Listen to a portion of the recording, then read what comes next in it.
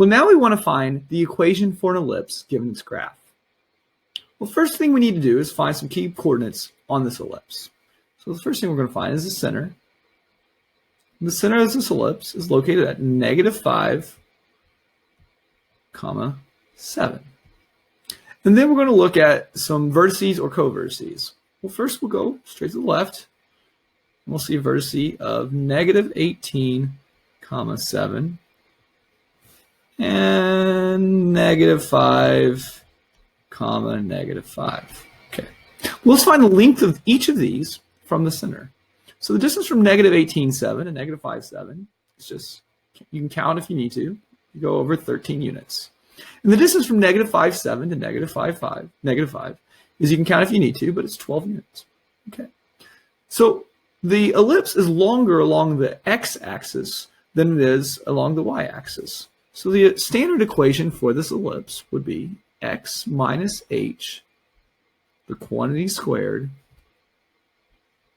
all over a squared, plus y minus k, the quantity squared, all over b squared, equals 1. Okay. Now let's remember what each of these variables means.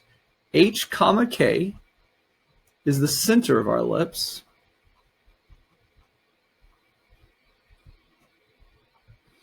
A is the length of the major axis, or the major radius, rather, with 2a being the length of the major axis. And B is the length of the minor radius.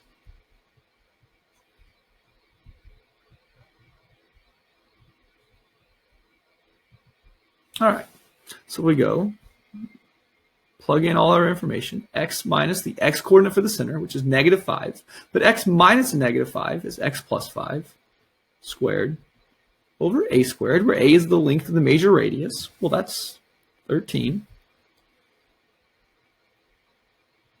Plus y minus k, where k is the coordinate for the center.